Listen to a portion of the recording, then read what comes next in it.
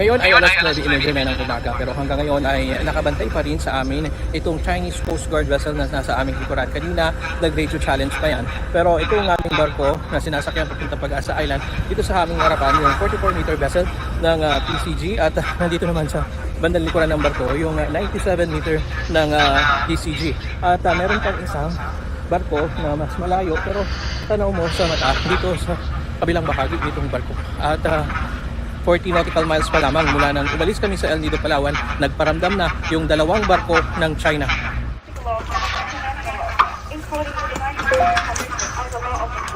China is disputable sovereignty over islands in the South China Sea and the near adjacent waters. The so-called award for the South China Sea arbitration is illegal and violent. China neither accepts nor recognizes it. 菲律宾海警署402船，我是中国海警330右舰。